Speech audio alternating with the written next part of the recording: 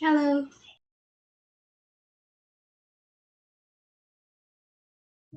Hi, Emily. How are you? How was your day? How are you feeling today? Thanks.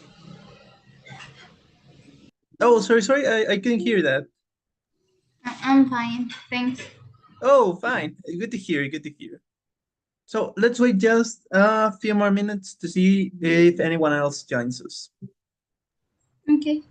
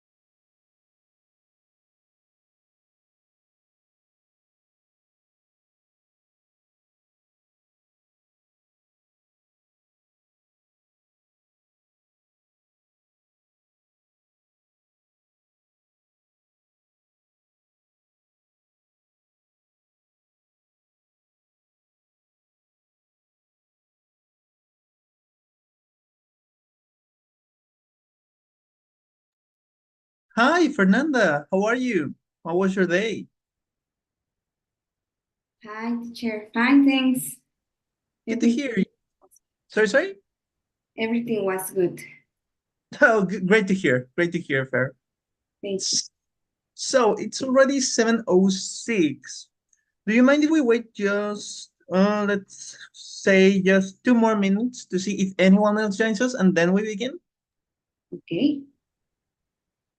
Awesome. And you, Emily, is it okay with you? Yeah. Awesome. So I'm going to, then let's wait just 2 more minutes and we'll begin proper to see if anyone else joins us. Yeah.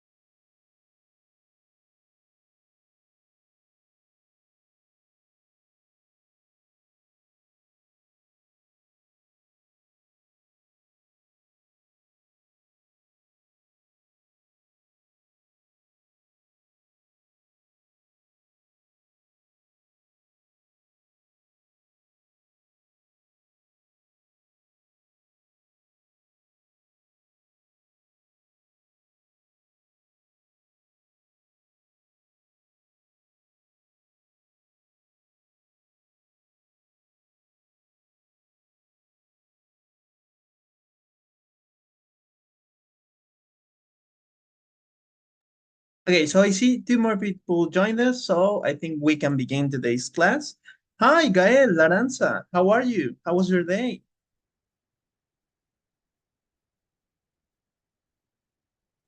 Hello, fine.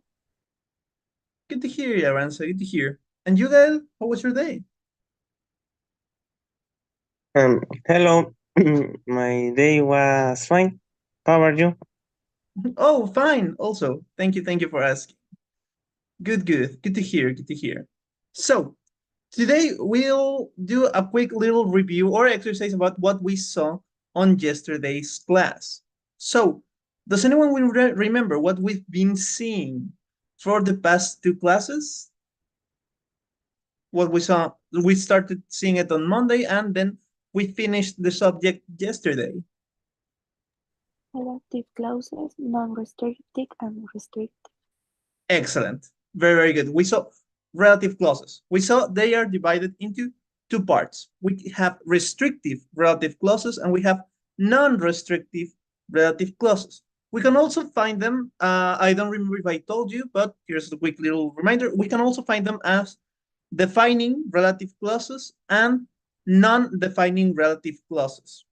Another synonym for this type of sentences is adjective clauses. All of this means the exact same thing. They are only synonyms. There are different words to express the same meaning, the same simple concept. For example, what do you use an adjective for? To describe something. Exactly. And what is the usage for relative clauses? When do we use them? How do we use them? To add information about that person or thing. Exactly. That's why they can be called relative clauses or adjective clauses. We are going to find them. This is particularly relevant if you're trying to study something more akin to proper grammar and English, something like writing, journalism.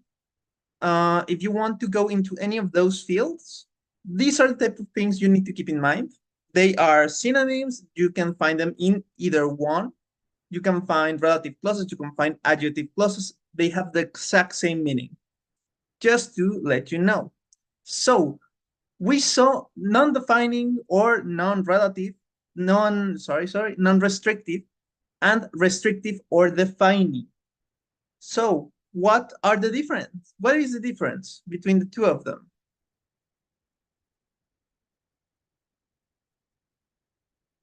Can anyone help me? Me? The Fernanda? relative, yeah.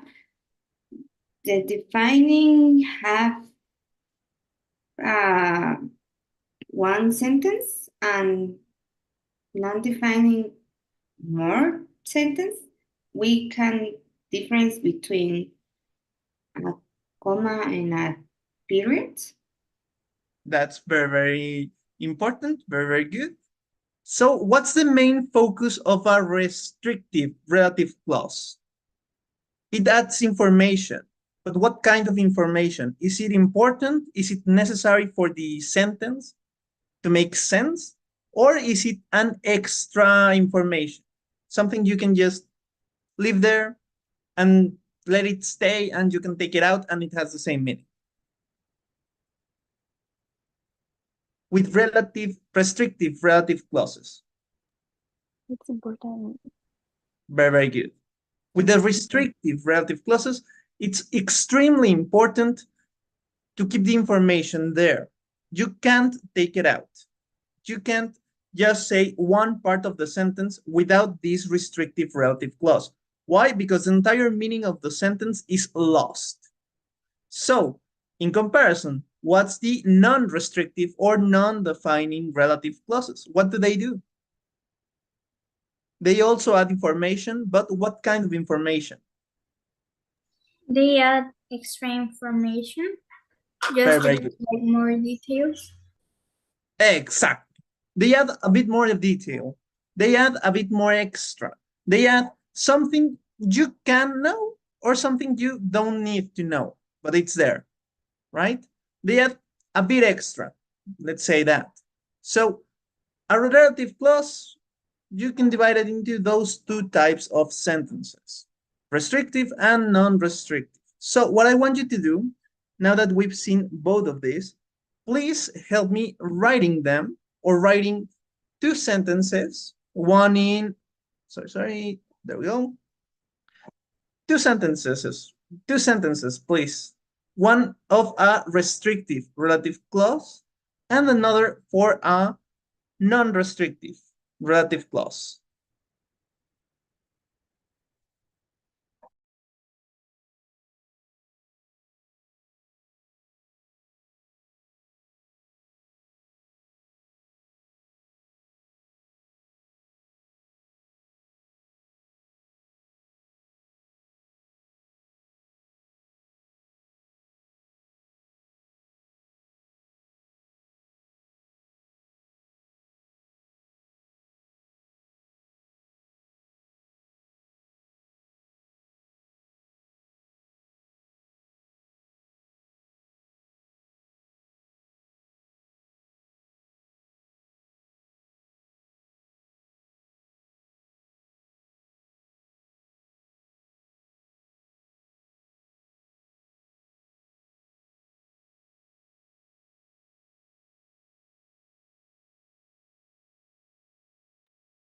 Remember, you can start with simple sentences.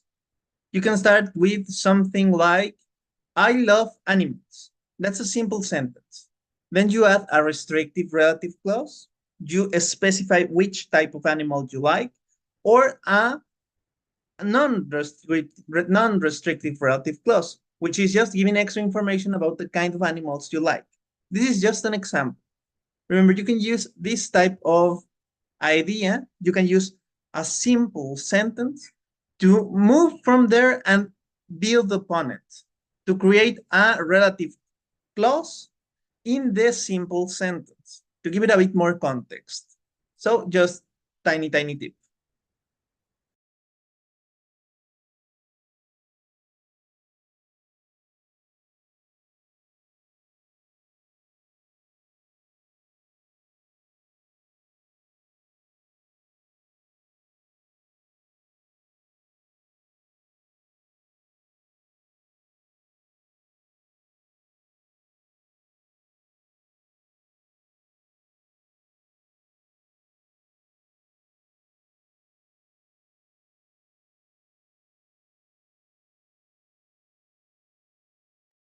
Teacher, how write in this screen? I can't.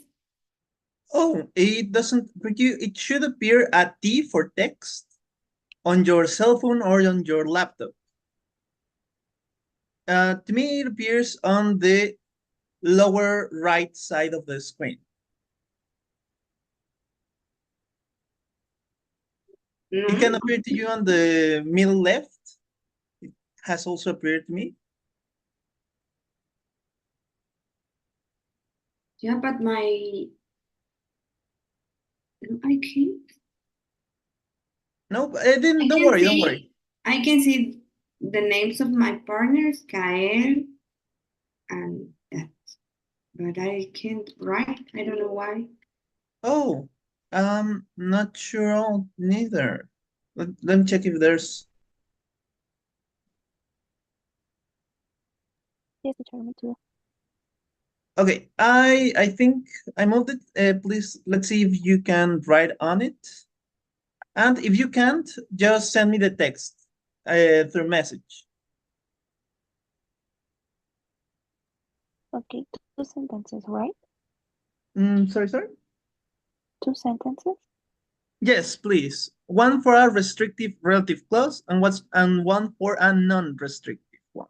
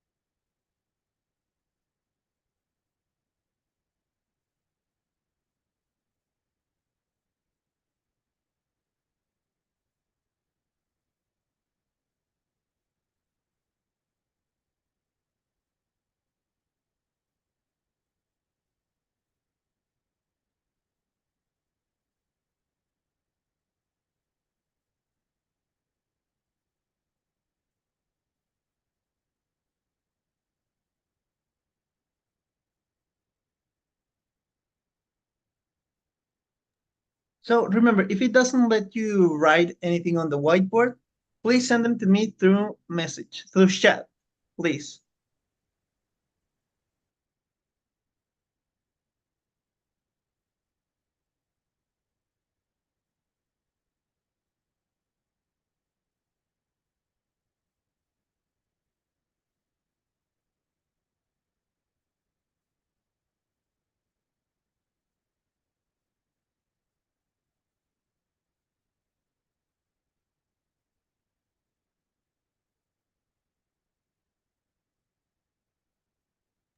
Okay, so we have here the first two examples. Very, very good, Gael. In this first one, which type of relative clause is this one?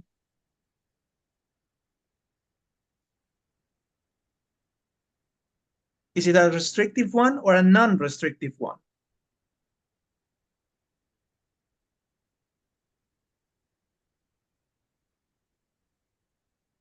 Gael, are you there?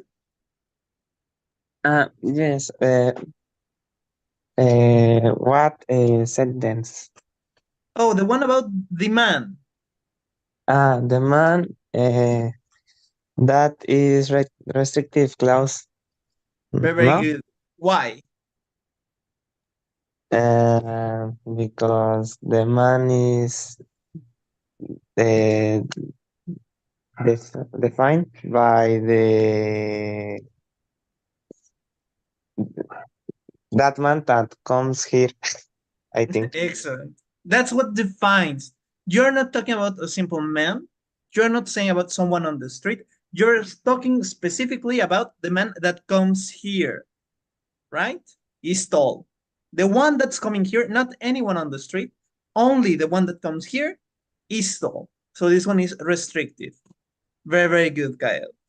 And this other one, Juan, who is a turtle, is swimming.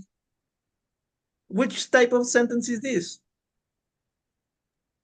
Non-restrictive clause. Very, very good. This one is a non-restrictive clause because it's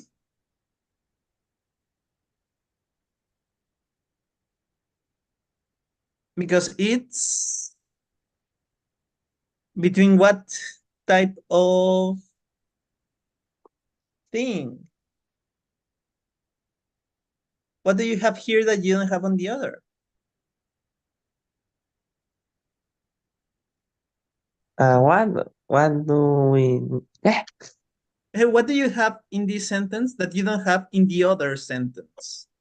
We have commas. Very, very good. And right here, the commas tell us that is a non-restrictive clause. So, given that it's a non-restrictive clause, this information is extra information. We don't need it. It's nice to have it, but we don't need it. So, very, very good. Thank you, Gael.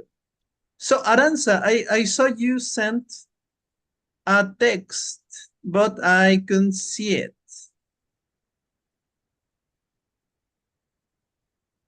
Oh, there it is. Thank you. So let me put it right here. First goes Fernanda. One second.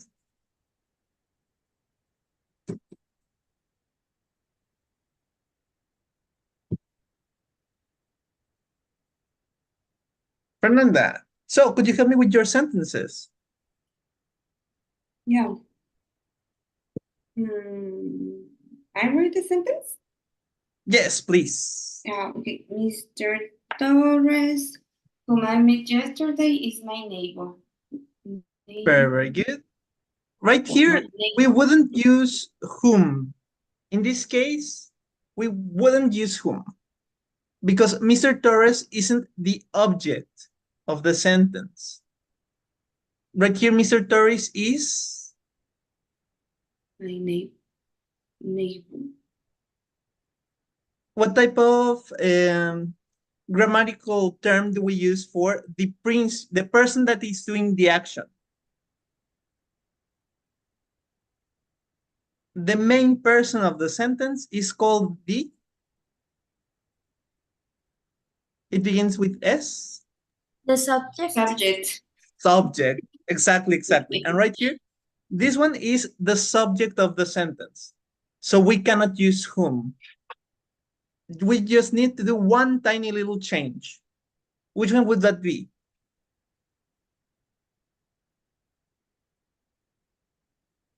One tiny change and it's all perfect. Un pequeño cambio y todo queda perfectísimo. Mhm.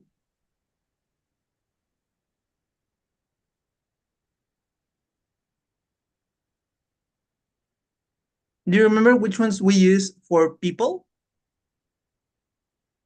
With people, whose?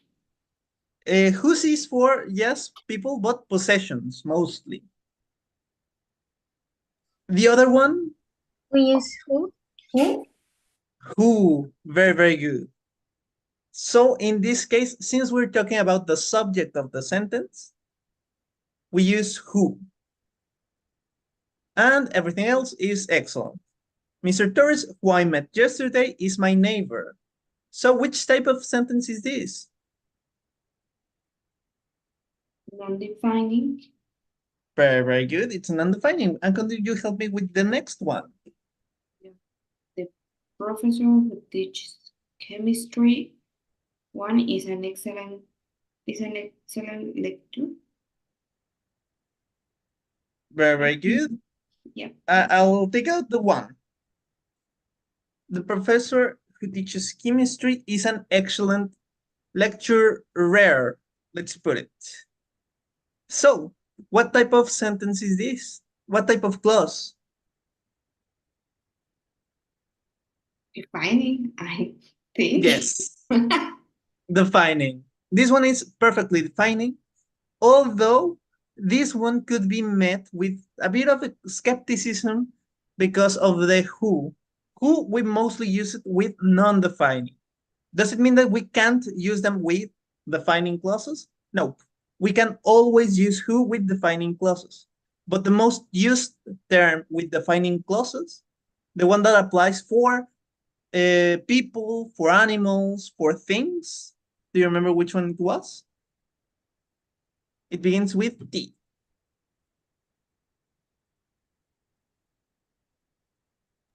That? Exactly. I'm not saying it's wrong because who it's perfectly acceptable here. Don't get me wrong. Who right here? Sorry. There we go. Who right here? Perfectly acceptable. Awesome, 100%. But the most used term or a relative pronoun for uh, a restrictive relative clause is that, especially with people. So just to say that, just to, I don't know, spread around, just so you know, these two sentences are perfectly fine, are amazing. Thank you, Farah. Yeah, thank you. So, Aranza, could you help me with yours? Yes. Charles Leclerc, who is the Formula One driver, won the Grand Prix for Monza. Very Checo good. Perez drives for the Scuderia Red Bull, which is the best at the moment. Excellent. And what type of sentences are these? Which one is the relative restrictive one and which one is the non-restrictive one? The first is non-restrictive, Very and good. the second is restrictive. Excellent. So, right here, you use one that is not commonly used, and you used it perfectly. This one is not very commonly used, and you did an amazing job. Very, very good. So, excellent. Thank you, Aranza. So, does anyone else put your sentences? I can see them here. I already sent you my sentences. Oh, yes. Sorry. I saw it here. I only saw the first one. Sorry.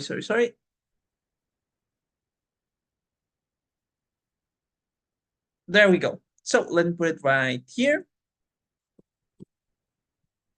And to finish. So Emily, could you help me with your sentences? My dad is a good liar, won a case. Very, very good. And the next one? I like dogs that are fluffy. Very, very good. Same here. So right here in the first one, do you mean that your dad is an excellent lawyer? It's the god of all lawyers, wins every single case? Not like the kind of liars, but I think he's good. So you think he's good? Remember. Good, double O. Just tiny, tiny little thing. Because if you say he's a Yes. god Sorry. lawyer, it's also acceptable, 100% acceptable. It's just a bit more, let's say, personal. It's a bit more in environments a bit more relaxed, like when you're talking with your friends, when you're talking with your family. You can use this type of word. You can say he's a god lawyer, which means, oh, he's amazing. He wins every single case. I know he is so good that every single case he touches, he makes gold. So you can use God lawyer, but remember, God just without context means what kind of thing? Do you remember? Yeah, like on the it was Yes. like a finger mistake. Sorry. Yeah, don't worry. I'm just saying it can also be he's a God lawyer. You can also use it just a bit more informal. So it's also acceptable. The meaning is a bit different. You're saying your dad is not literally but metaphorically a god at what he does, which means he's very good. He's practically excellent. So right here, who is a good lawyer, won a case, and I like those that are fluffy. So which one is the restrictive one? Which one is the non-restrictive one?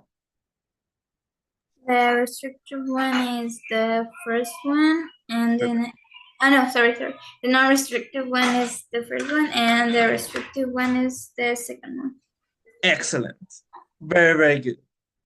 Thank you, Emily, and thank you, everyone that participated in this one. Let me check that I'm not missing anyone. Let's see. I think not. This one are from Gael. Yes. So, having done this exercise, so you can exercise a bit more your writing skills, let's do one for the relative pronouns. Tiny little exercise about the relative pronouns. So I'm gonna send you a link. 1 second. Through chat. There we go. Oh, so please do the first exercise. If you can, I sent the link already. It is right here in chat. Please go on it and take a, if you can, a screen capture, grab a photo, and send them to me or send them to the group chat on WhatsApp. Please, and then all of us together, we can review them once we finish. Let's give it, these are 10 simple sentences. Let's give it 6-7 minutes.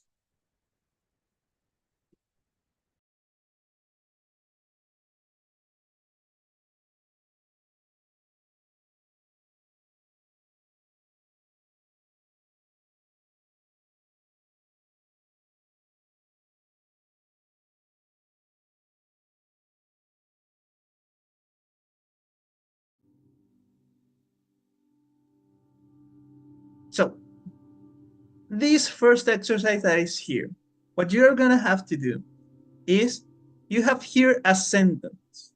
I have a friend speaks 4 languages.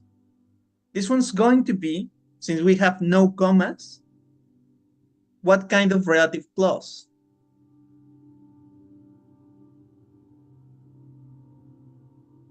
We have no commas. This is what kind of relative clause?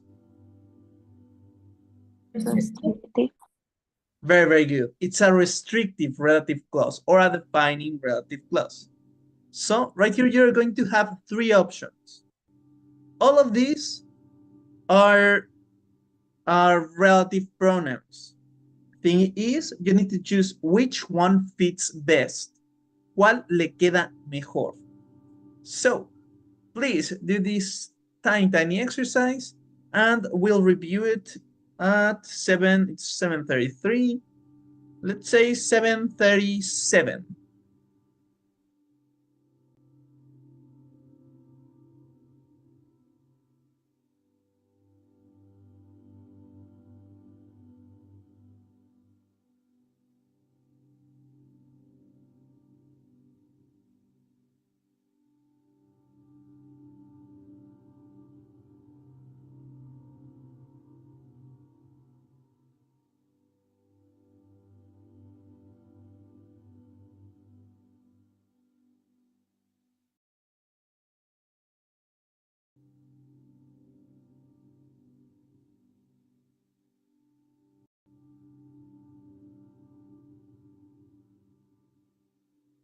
Mr. The tree exercise. No, just the first one, please. Okay. If you want, we didn't have enough time. If you want to do the second one, it's also similar. It's just, let's move on. Let me see. If I'm not mistaken, it's also 10. Yes, 5 here and 5 there. This one is. Yes, just the first one. I think we won't have enough time for the second one. So, yeah, please, just the first one.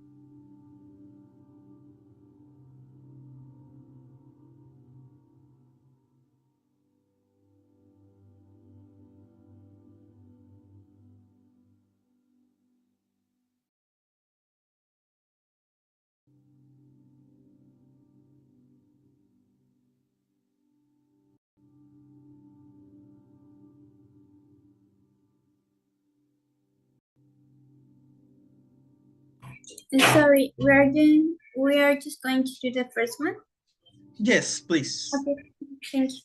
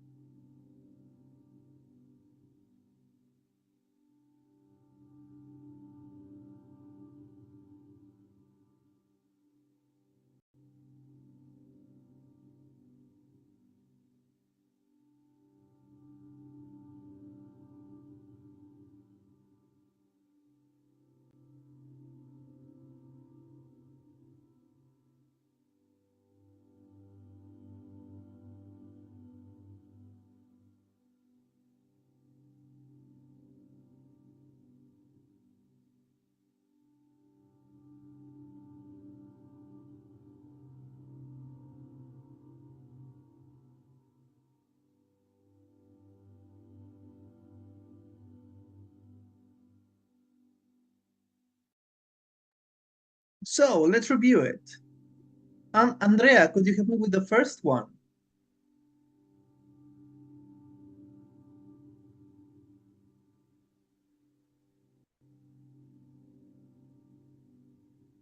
Andrea, are you there?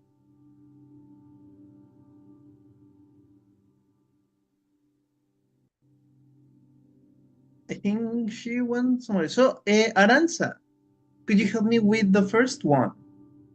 Yes. I have a friend who speaks four languages. Very, very good. But why? Because I speak to The friend, the person, Very, very good. This is a person. So why can't we use which? Why is this wrong? which, when I talk about animals or things. Very, very good. Excellent, excellent. And here, that, if we said that that could be applied for persons, for people, for animals, and for things, if it's a jack of all trades, why is this wrong?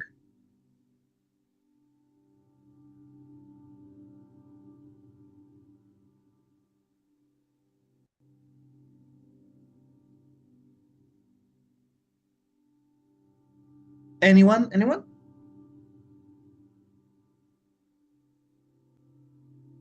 Does anyone know? Because there's no comma.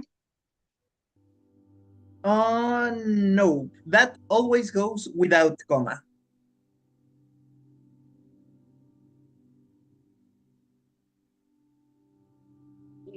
Maybe it's because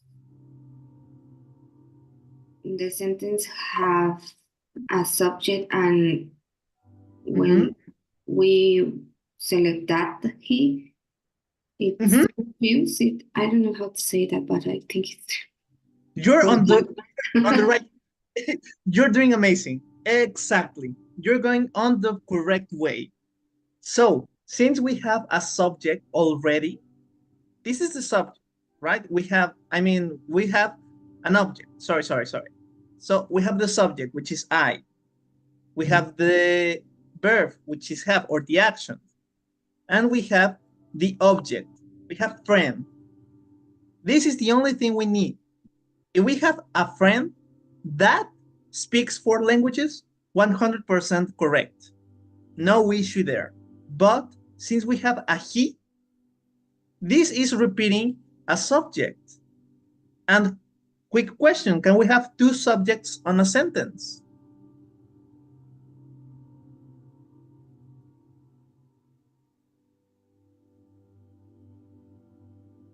For example, then put it right here.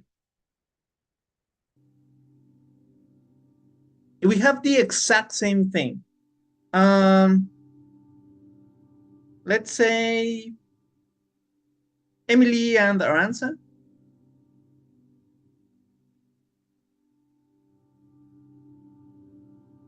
Aranza have a friend that he speaks 4 languages. So, right here, how many subjects do we have?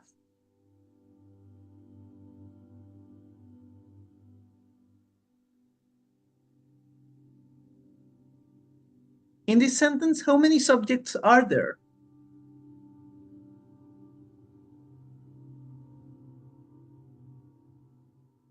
two, Emily and Aranza. There are 2, but Emily and Aranza is the subject. This is the main subject. Anything before the verb is the subject. We have 2 of them, but all of this part, everything before the verb is considered the subject. So, you're right. We have here 2 subjects. This is one. What's the other one? A friend, No, this one is the object of the sentence.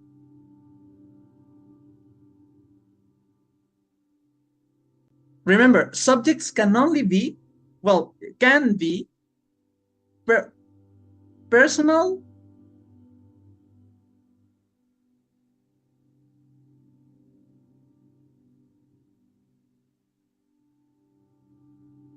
can anyone help me?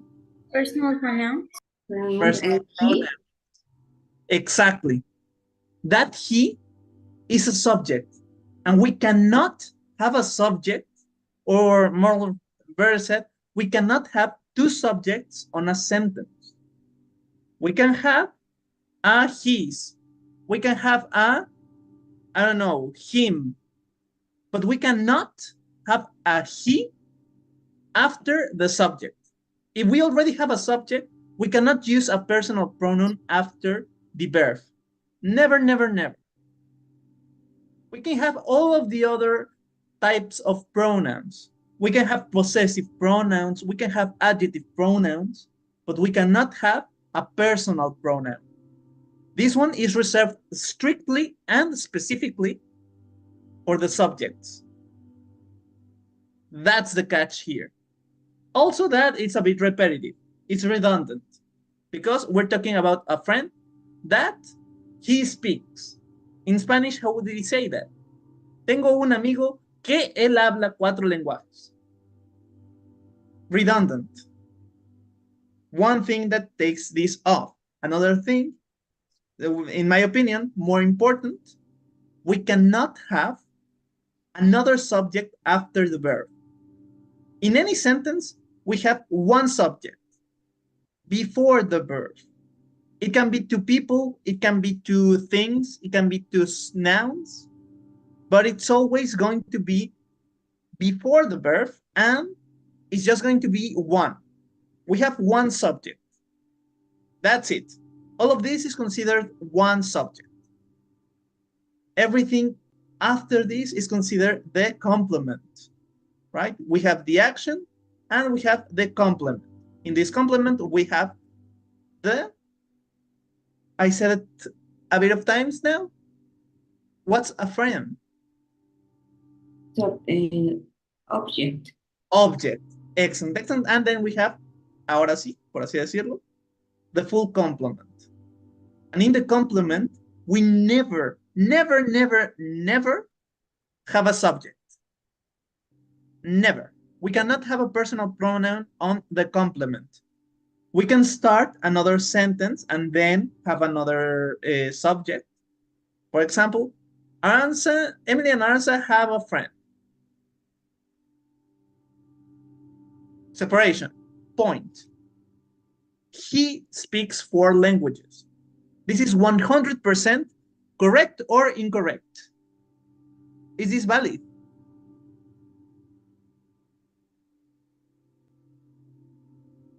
Yes.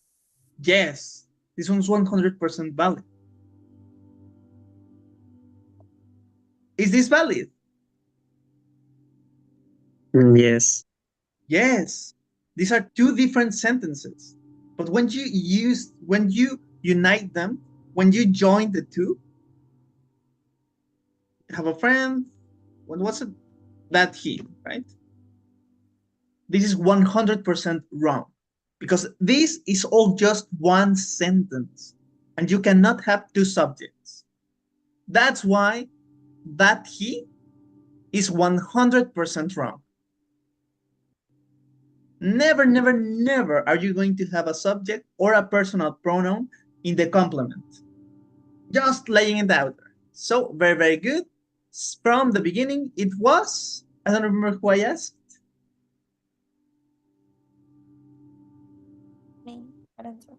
Aranza. Sorry. So, Aranza, what was the answer here? If it is in which, if it is in that? Who? Who. Very, very good. Thank you, Aranza.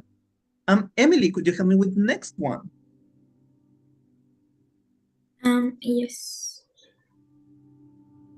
The internet is a place where you can get cheap technology products. Very, very good. But why where? Because you're talking about a place.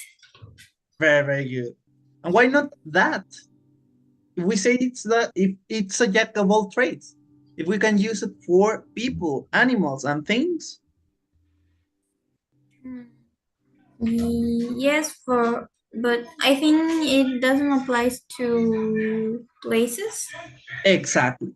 Excellent. So for places, we only use where. Very, very good. Thank you. I mean, Fair. Could you help me with the next one? Yeah. It's emails, which advertisements are called spam. Very, very good. But why not any of the other? Why not where? Where we use when we talk about place. Very, very good. And who? And who is when we replace person, he, him, her. When we're talking about a person, about Yeah. people. Very, very good. Thank you, thank you. Fair. So right here is which. Gael, could you help me with the next one? Yes. A technophone is someone that Technophobe. a technophobe Very, very good. is someone that is scared of technology. But why that? Why not who? Because a Could we put who technophobe. here? Um, mm, well, Could we use I who here? mm, uh, well, I think um, that in this case maybe it's describing more the object that the person. No. This that is 100% correct, and we can use it for people, for animals, and for things. So right here is excellent implemented, but why who? Can we use who here? Because it isn't right here. But can we use it? Mm, Is well, someone a person? is someone a person? And yeah, So can we use who? well, yes. Yes, 100%. We can exchange this that with who? With no issues. No issues. So both of them apply for people. And right here we're talking about someone. Someone is always a person. But very, very good. Thank you, Gael. Excellent job. Susan, could you help me with with number 5?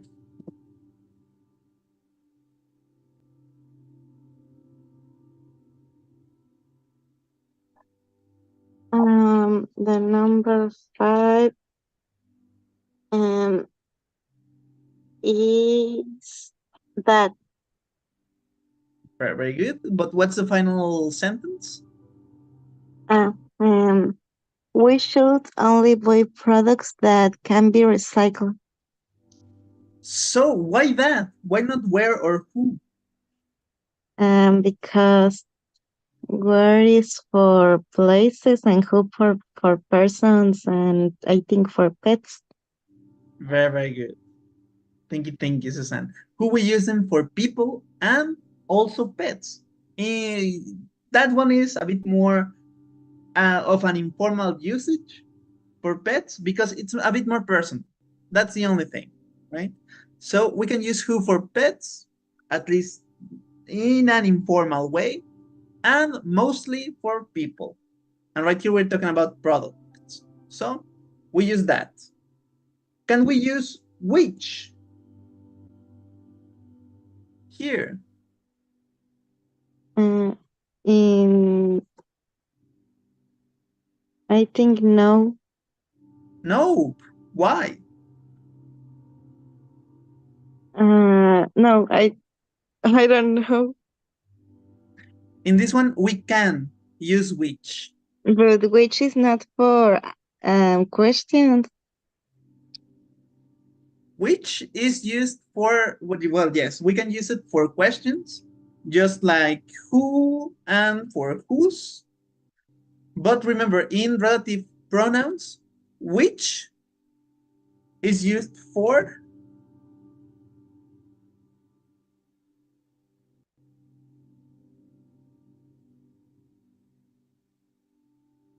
For Susan? For things. For things. So right here, we can use which. Remember, that is going to be a jack of all trades. That is something we can use in almost every single situation, provided that we don't have another subject on the complement. Only caveat with that. So that is always going to be used with animals, with people, and with things. But we can also use the other WH words or relative pronouns that we use with those. So, for example, if we were talking about right here, someone, a person, we can use who instead of that. And there's no issue with the sentence. Just like right here, we can use which, and there's no issue with the sentence. So keep that in mind, and very good. Thank you, Susan. And to finish, Andrea, could you help me with number 6? That's the shop where I bought those shoes. Very good. But why, if we have that right here, and we said that it's a jack of all trades, that we can use with almost everything, why can't we use it here? Um, Here use place Very in good. Continue. Carry on. I don't know, it's todo. Okay. So you're 100% correct. Right now we're talking about a place, not a thing. So since we're talking about a place, we cannot use that. That's the only thing where that doesn't help us, where that cannot help us. We use that, remember, for people, for things, and for animals. The places remain with where. Places are always going to be used with where. So, very good. Thank you, Andrea. Aranza, could you help me with number 7? Yes, I can find the CD that I borrowed from you. Very good. Now we have another one. Why can't we use what?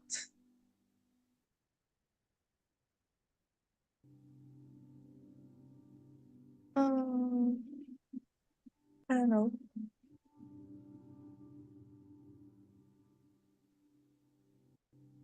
When do we use that?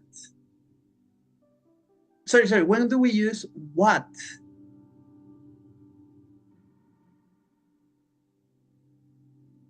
With things.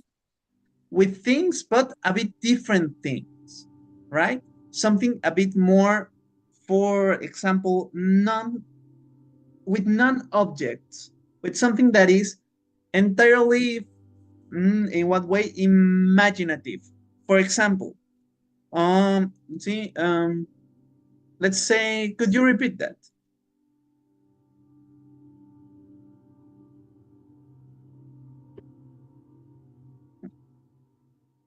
I didn't catch. There we go. What? Right here.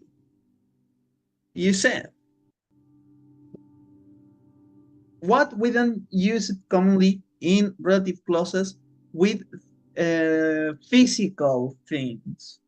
We use it mostly with something more ethereal, with something more non-grabbable. For example, lo utilizamos con algo que no se puede agarrar, con algo que no es físico. Just as an example. So that's the reason why here we can use that. That, the jack of all trades, can always help us. So, very good. Thank you. So, in number 8, could you help me with this one, Emily? Yes. Do you remember the park where we met? Very good. But if we keep seeing that, and we can use it with almost everything, why can't we use it here? Because we're still talking about a place. And Exactly. we can use that in a place. Exactly. Since we're talking about a place, we use where. Places are the exception. Remember, places are always going to be used with where. So, very, very good. Thank you, thank you. Gael, could you help me with number 9?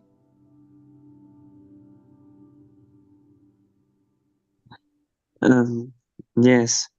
There were 3 people at the party who knew me. Very, very good. But if we're talking about people, why can't we use that? Why we can use that? Yes, if we're talking about people. Um, for me, uh, I can't, but in that case, I think because it's saying about the people. Almost, almost. Does anyone remember? I went over it in the first one. Anyone remembers? Why is this one wrong? Why can't we use that here? Is who? Very good. Right here it's who, but why? Why can't we use that they knew me? Because we can have two subjects In what? sentence. Exactly. Excellent, excellent, excellent. We cannot have two subjects on the same sentence. They is what? Anyone remembers? What's they? A personal pronoun. A personal pronoun. Very, very good. And personal pronouns are always going to be subjects. We are never going to see a personal pronoun on the complement. Never, never, never. So, on top of this being redundant, just wrong. Right here is who. And to finish today's class, Suzanne, could you help me with number 10?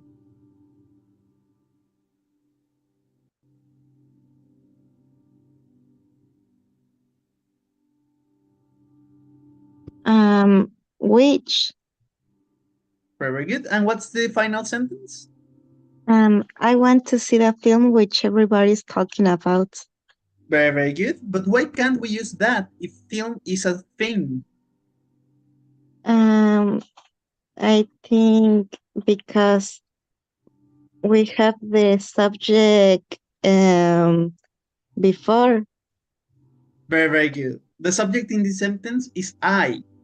So, right here, why can't it be that it? Because there is another subject. Exactly. We cannot have another subject in the same sentence. So, right here, so it would be which. Everybody, very, very good. Let's check. 100%. Yep, 100%. So, are there any questions about this topic?